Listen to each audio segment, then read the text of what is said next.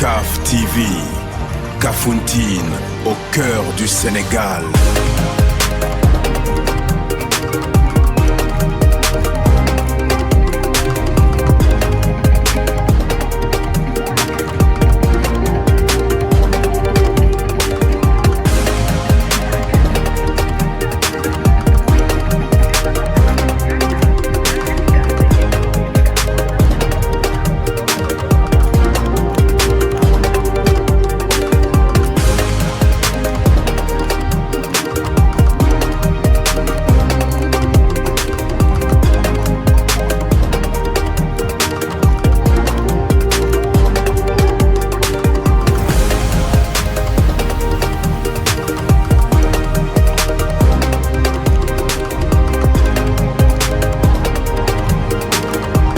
CAF TV, Kafountine, au cœur du Sénégal.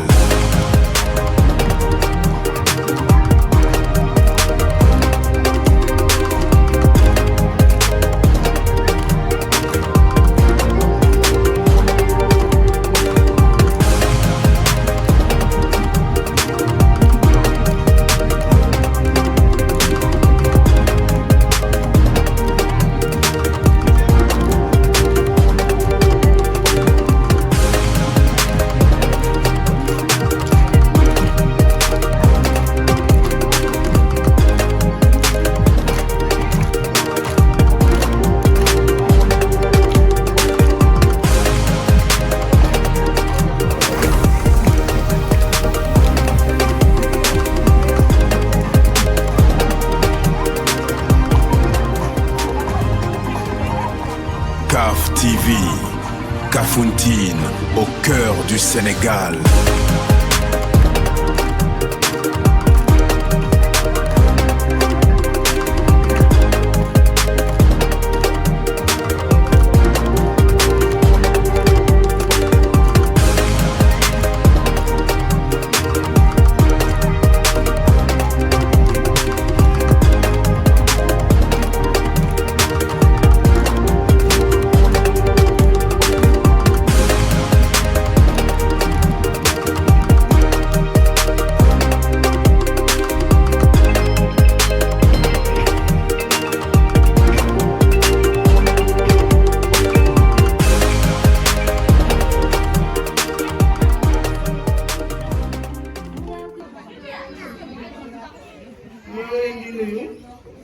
di leen di souhaiter la bienvenue waaye xale yi tey man xam nga ma leen yel na est-ce que yel na xale yel man xam nga ma leen voilà tey seen bés la tey seen jour de fin d'année la mais on va commencer par la présentation des enseignants de l'école. Parce qu'aujourd'hui, il y a beaucoup d'enseignants, il y a beaucoup de nouvelles de nouveaux visages ici. Donc on va se présenter à tous deux. Donc, je suis au micro, je suis au Madame Diada. Il y aura une grande section A. Je suis de Djouloulou. Il fallait que chaque jour, je suis après-midi. Waaw allez merci. man maa ngi tudd monsieur Sadio Abdoulaye Aziz Sadio mais ñu may woowee Laye Sadio ici à Kafountine. Alors maa ngi fii depuis 2 ans daaw laa fi soog a ñëw maa ngi nekkoon ci école Kabar école Diana Kabar école élémentaire Diana Kabar. waaw foofu laa defoon 22 ans balaa may ñëw fii allez merci beaucoup. Alors bonjour tout le monde. maa ngi tudd madame Ba ñu nekk Mamadou Cissé. école bi nag yàgg naa fi préscolaire bi parce que ñun ñoo ko sant depuis école élémentaire bi ñu nekkoon école 1 ba yàlla def ñu ñëw fii. donc ñii samay sët la ni parce que maa ngi seen yaay yu bëri jàngal naa leen. te mu nekk fierté bu mag ci man damay ñaan xale yal na leen yàlla jàppale. amiin amiin seen yéene waajur nekk ak ñu leen jàngal suñu yéene fu mu nekk dal na ko yàlla yeggale xale yi ci jàmm. merci beaucoup.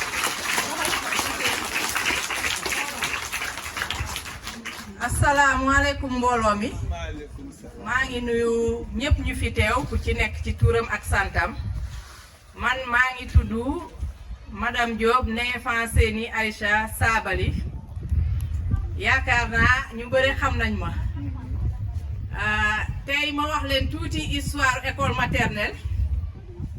maternelle yi bëri nañ fii Kafountine waaye ñu njëkkoon leen la xam ci école privée man maay ki nga xamante ne maa ubbi école maternelle publique bi fii Kafountine jógee ci école élémentaire Kabaar bàyyi fa sama càmmeñ bi présenté léegi muy Laay Sadio ñëw ubbi école maternelle Kafountine ànd ak sama mag gi toog sama digganteeg moo weesu na ko rek moom sama mag la jàppale ne ñoo bokk ndeg baay mu ñëw ñu jàppalante di liggéey la main dans la main ñu sant ci yàlla lool yàgg fa lool depuis 2010 ba tey ñu ngi ci 2026 donc def nañu 26 ans ci école bi yàlla def ñu liggéey fa liggéey bu mucc ayib ba daanaka kenn ku ci ne bu ñëwee Yurundu mu am yéene ñëw liggéey ak ñun ñu yaatal ko ba école bi yaatu ni mu yaatoo nii tey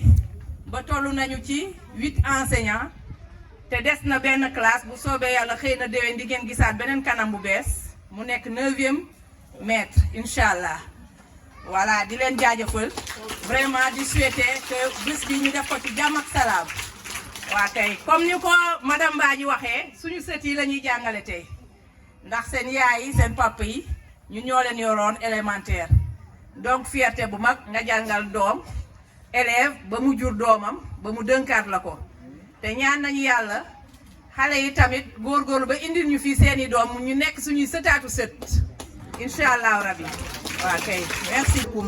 mbooloo yi maa ngi leen di nuyu ku nekk sa tur ak sa sant bon man moom ren laa fi ñëw commune de département de Bounkiling laa jógee ma ñëw fii mais ñëw naa fii mais duma fi gan waaw parce que fii laa amee sama CAP balaa may dem si loxo sama ñaari mag yi ak seen directeur bi vraiment awma seeni fay ma ñëw fii ñu yaatal ma mel ni tey ñun ñoo moom école bi gën ñoom ñun amuñu seeni fay xanaa di leen gërëm ñuy gën a yàgg suñu kanam macha allah xale yi tamit ñu ngi war a dem seeyi ñu dem si jàmm ñu am seen réussite ñu fi nekk ñoom tamit ñu nekk si jàmm wasalaam man madame Diémé ne Aram Thioumbe Dramé ok merci beaucoup maa yore grande section B merci.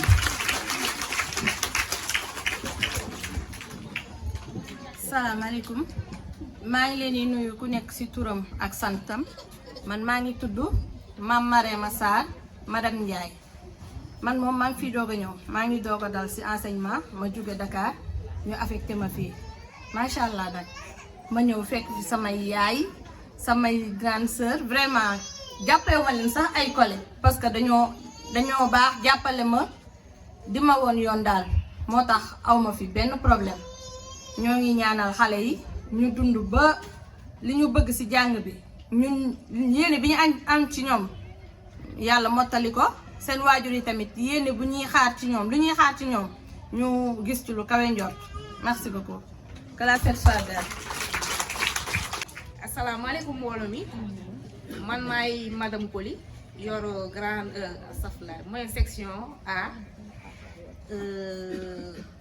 maa ngi fi ñëw daaw laa fi ñëw ren mooy sama ñaareel at bi donc année scolaire bi def nañ ko ci jàmm loolu lañ doon ñaan jeexal ko ci alhamdulilah rabbi alamin ñu ngi ñaanal xale yi yàlla ñu mag ci jàmm ak lu ñuy seen ci ñoom yàlla ñu am ko ci ñoom nañu dem passer de bonnes fêtes dellu ci déwén ñu fekkante at fii incha allah yeey salaati liggéey bi nga xam ne ñu ngi ko tàmbali ci ñoom merci beaucoup. mais balaa muy wax dañuy def 1 minute de silence parce que waa grande section dañoo am seen benn morom bu wàññeeku ren waaw. comprendre nga dañoo am benn élève bu wàññeeku Abdoulaye Seydi Tahel la wàññeeku léegi dañ koy defal une silence ñu ñaanal ko du ñàkk nag waaye nag yàlla bu soxlaa ñun mun ñu ci dara ñu jóg ñu ñaanal ko. jóg leen.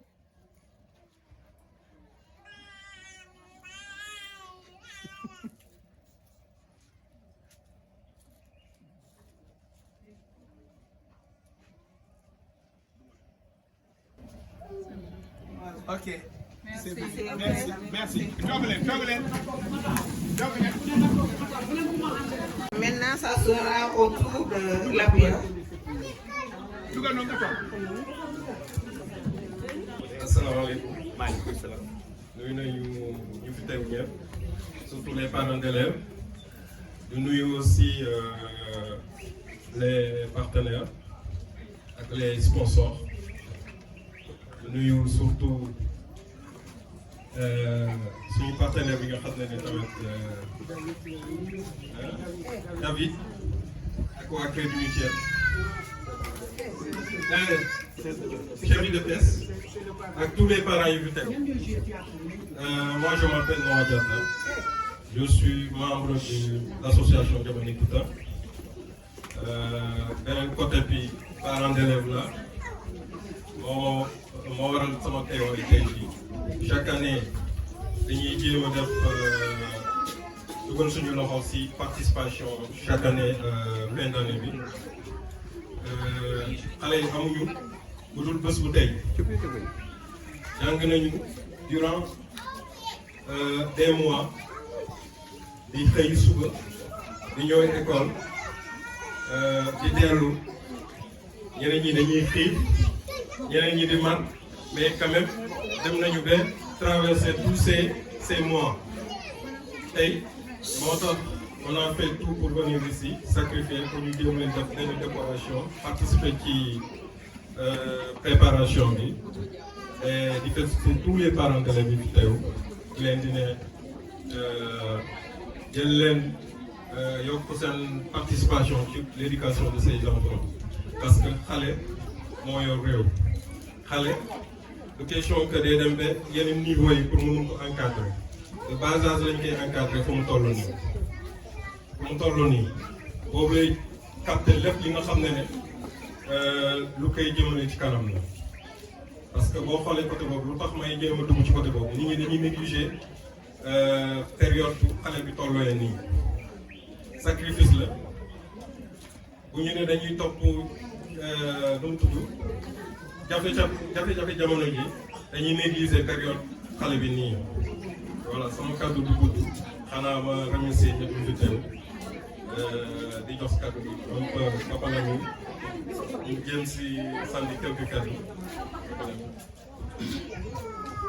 Salaamaaleykum moo ngi nuyu ku nekk ak sa sant man mii suma côté bon suma bi du sori je suis le nouveau chauffeur fii le nouveau chauffeur bi alhamdulilah et pendant les 3 mois dawal naa xale yi ci jàmm ak tey am ma benn sox ci ñoom foofu ci foofu rek laay bokk ci foofu rek laay ñaan musée yi ak parents d'élèves yi ki dégg suma kii du sore fii ci laay merci. di leen wax ne ci kanam tuuti dinañu am ay cadeau yu ñuy remettre fii xale yi madame boobu moo ko fi indi moo ngi jàngale fii école 3 donc mënuñu def journée bu mel nii tey sans pour autant mu fekkee sans pour autant ñu jox ko parole bi madame bi amuñu fayam voilà madame vous avez la parole. Bonjour. Je suis madame Koli Alani Sodiata. Gérard sama càmmiñ la bu ma ñëwee Kafountine am na léegi 7 ans Gérard ñëw école noonu la ñu xamante parce que dama xamoon Hubert Diédhiou mooy principal bu CM ñoo nekkaaloo université ma nekk foo dëkk mu dem Essaout ma nekk amoon naa benn xarit bu dëkk Essaout Hubert Diédhiou mu ne ma sama cousin la ñu nekk di jàmmante ci ginnaaw bi nga xam madame Diop madame Cissé mu nekk taxawaay bu rafet saa su ma ñëwoon rek ndeysaan tamit ñu ne gàttandu ñu bisu après ñu daal di dem cadeau yi nag opération Owen ñoo koy def opération enfant Noël ce sont les Canadiens suñu ñëwee dañuy wax par exemple les enfants canadiens est-ce que bëgg nga def un cadeau à un enfant africain suñu defee noonu quand l'enfant il amène les boîtes ce sont des enfants qui donnent à des enfants. alors Samaritan Purse ñoom carton bi rek la ñuy defar suñ ko indee ñu egsee pasteurs yi ñoo koy yóbbu di ko distribuer ci village man sama jëkkër pasteur la woon dafa wàññeeku moo doon def loolu dañ daan ànd ak moom ci école yi même bu ñu ñëwee Kafountine moom moo doon dem léegi ren buñ ma woowee ñu ne ma ah boîte cadeau yaa ngi fii loo ci xalaat ma daal di woo Gérard ma nekk sa effectif ñaata la mu wax ma daal di bu cadeau yi ñëwee ma woo ko mu jël si ko message bu simple l'enfant est un cadeau pour ses parents xale yi seen wàllu bopp ay cadeau lañu jàngalekat la xam naa li may wax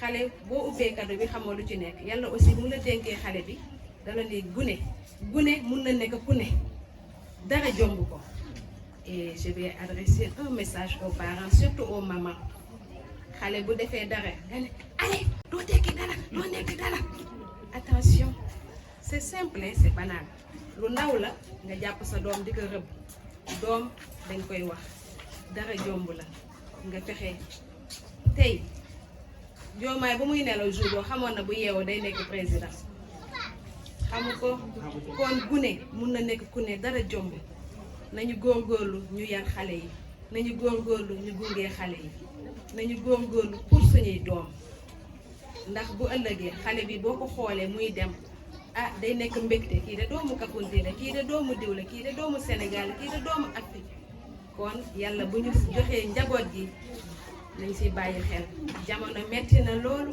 waaye nañu góorgóorlu ci njaboot waaw kay loolu laa am lu mu leen di wax merci.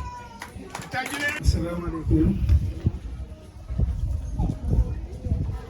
Alors je serai obligé de faire le discours en français comme ça après ñeneen di traduire ko.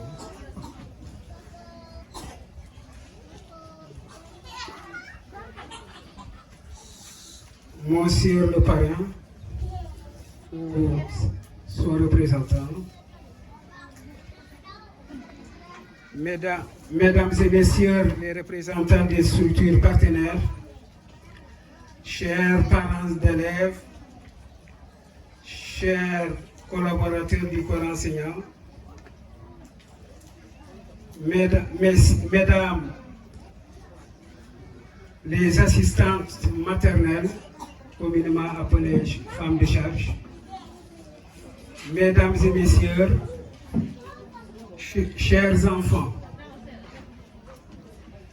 nous voici réunis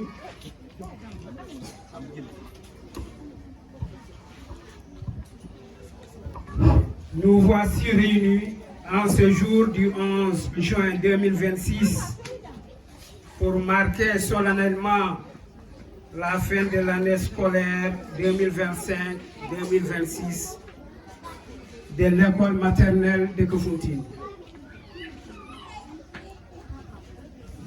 Au terme de 9 mois de travail, de patience et d'abnégation, il m'échoue l'honneur de dresser le bilan d'une année placée sous le sceau de la résilience et du partenariat. Nos 65 élèves ont franchi des étapes décisives de leur éveil. Ils quittent nos murs plus aguerris, plus curieux et prêts à aborder le cycle élémentaire. C'est là notre première victoire. Cette réussite n'est pas l'œuvre d'une seule volonté. Elle est le fruit d'une chaîne de solidarité que je tiens en votre présence à saluer avec déférence. Je voudrais m'adresser particulièrement à nos partenaires techniques et financiers, piliers silencieux de notre mission éducative. Tout à l'heure, on vous parlait de Daouda qui est là, qui a eu à construire l'aire de jeu. Mais il y a également Madame Koli, qui est venue, qui est aussi une autre partenaire qui est venue avec beaucoup de cadeaux pour les enfants. Et tout à l'heure, vous aurez l'occasion d'apprécier ces jolis cadeaux. À l'association des parents d'élèves, pour la mobilisation exemplaire et la construction, pour la mobilisation exemplaire et le dévouement à l'endroit des enfants. On voit tous les jours les parents vraiment engagés pour accompagner les enfants. Tous les jours, ils sont là le matin à 8h, l'après-midi à la descente à 12h30 pour chercher les enfants. Véritablement, ils nous ont aidés à sécuriser, n'est-ce pas, l'espace, à accompagner les enfants durant toute l'année scolaire. Sachez que chaque franc, chaque lot, chaque heure de votre temps est inscrit dans le cœur de ces enfants. L'État seul ne peut pas tout faire. C'est par votre appui que l'idéal d'une école publique de qualité devient réalité. Je m'incline devant le dévouement du personnel enseignant et d'appui. Dans des conditions parfois difficiles, vous avez su maintenir la flamme de l'instruction. Vous êtes les artisans discrets de la République. Toutes nos félicitations à vous. Chers enfants, vous avez été sages et studieux. Partez en vacances l'esprit léger. Chers parents, merci de nous confier ce que vous avez de plus précieux. Continuons main dans la main pour l'éducation de nos fils et de nos filles. Alors ici, dans cette école maternelle, on a eu à réussir un défi. C'est le défi de l'état civil. Dans certaines écoles, alors les enfants entrent à l'école sans extrait de naissance. Ici, on s'est battu pour que chaque enfant qui arrive dans cette école ait au préalable un extrait de naissance. Alors maintenant, on a réussi, tout le monde a compris que c'est dans le bien des enfants. N'est-ce pas? L'année prochaine, je crois que de nouveaux défis vont s'ouvrir. Il s'agira pour nous de veiller à ce que les enfants consomment ici à l'école. On se rend compte que alors, ce que les enfants apportent dans leur sac, vraiment c'est des aliments on ne peut plus toxiques. Des lanas, des chips et autres. Alors que nous sommes alertés que même dans les écoles maternelles, il y a déjà des enfants qui vivent avec le diabète. C'est pourquoi ensemble, on pense que l'année prochaine, on va travailler à ce que vraiment qu'on puisse réduire le maximum possible la consommation de produits vraiment toxiques. Alors, pour cette année, nous avons comme parrain Elhadji Yatta, responsable, je crois que c'est ça, des services de pêche à Kafountine. Elhadji, on l'a connu depuis, moi je l'ai connu depuis l'année passée, je ne sais pas si c'est la même chose vous, bien avant, pour aussi son amour pour les enfants.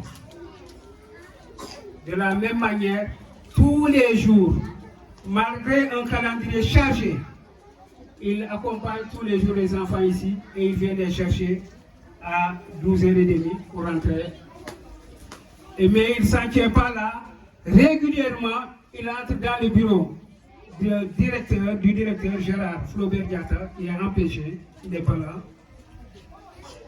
pour lui demander nos difficultés. Et par là même, essayer de trouver des solutions par rapport à ça. C'est pourquoi pour cette édition, le corps enseignant, le personnel de l'école n'a pu trouver un parrain que El Hadj Diatta. Et il faut le dire, on le connaissait très humain et il nous a davantage convaincus. Parce qu'il faut-il le dire, c'est lui seulement qui a organisé toute cette fête-là, avec l'enveloppe qu'il a eu à remettre. Et c'est pourquoi je voudrais qu'on l'applaudisse très fort.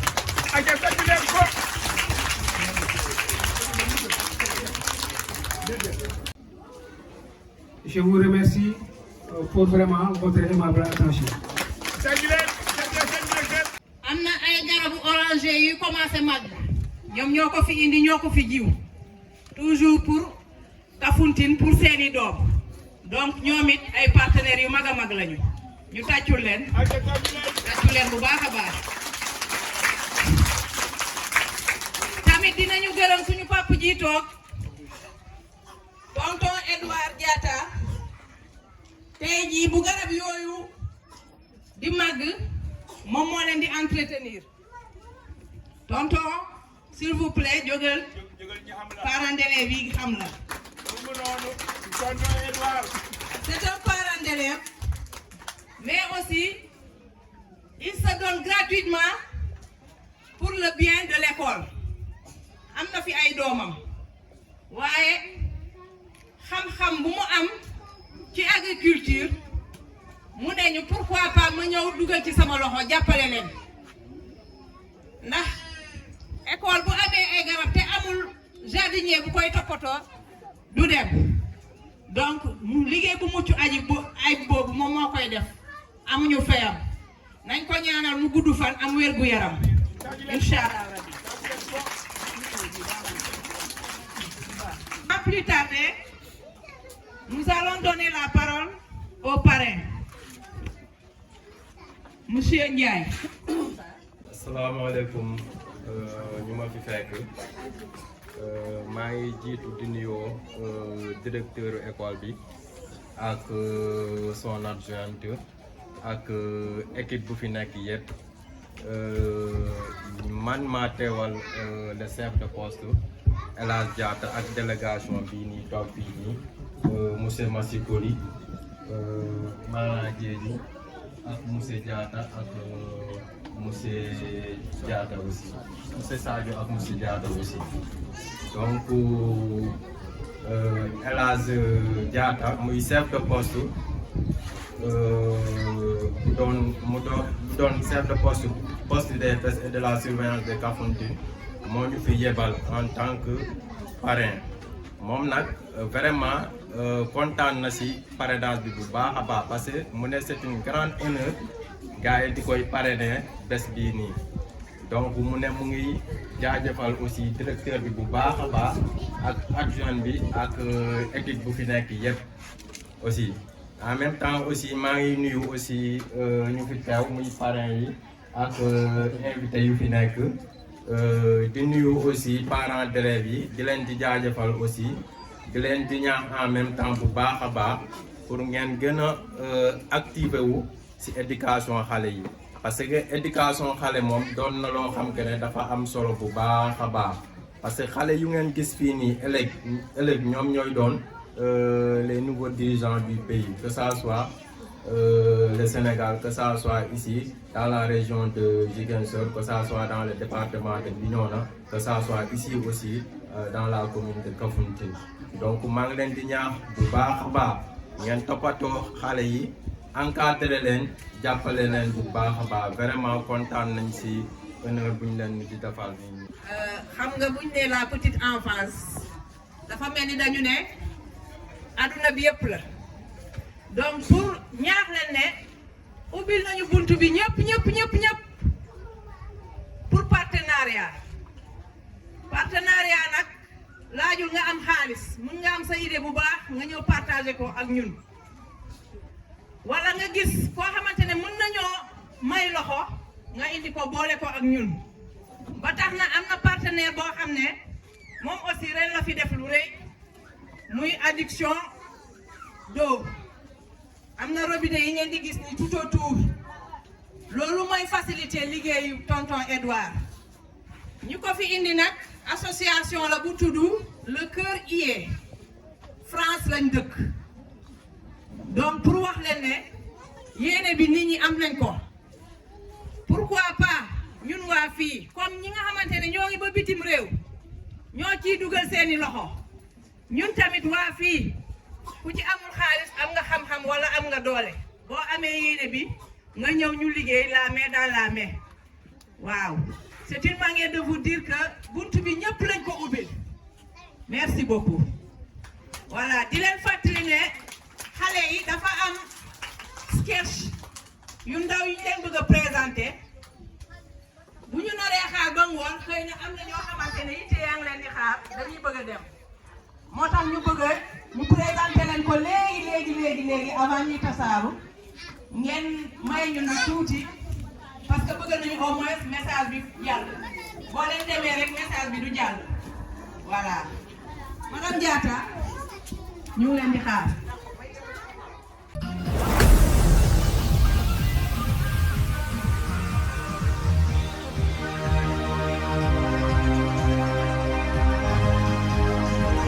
CAF TV, Kafountine, au cœur du Sénégal.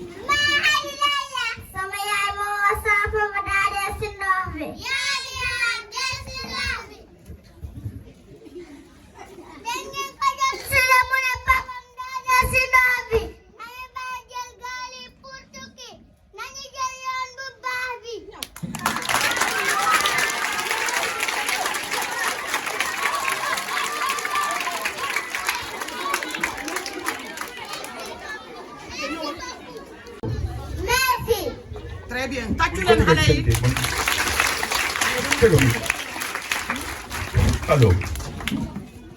message xale yi message bi daw na yaram trop xale depuis heure bi lañ ko war a jàngal fu mu war a jaar ci ndox bi bëri na risque jaar ci ndox bi li ñu bëri ak a ñàkk li ñu ñàkk ak a bëri dañu jaar ci yoon bu wóor bi am bi métti na wut bi métti na waaye nañu jaar ci yoon bu wóor bi donc xale yi message boobu la ñu lancé maa xam bu mu gisul papam yaayam da koo ne sa papa dafa tukki ñëwul muy toog di xaar ba lu yàgg mu ñëwaat papa ji ne ko yaay ji ne ko sa papa dafa des ci ndox bi message bi métti na des ci ndox bi dootoo gisati kenn métti na ci xale bi zone de pêche yi souvent foofu la xaar gars yi di dem nañu ñaax nit ñi métti na waaye nañu jaar fu mu war a jaar de ku nekk lii sa wërsëg rek nga war a lekk.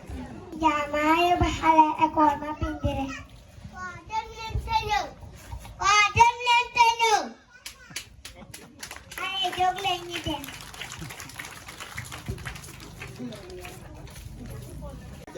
Bonjour les enfants. Bonjour tata. Bonjour les enfants. Toog leen. Madame dama ñëw bind xale sa école. Ba am nañu extrait. Waa benn moom. Kan mooy jeena la. Kii naka la extrait bi. Amul. Man jeena ba rek laa mën a bindu. Mun ma bindu ko amul extrait. Madame dimbali ma. Loolu day ma kaa tere. jàpp si. dem leen mairie boo leen amee extrait ngeen ñëw. Merci. Allez, jóg leen ñu dem.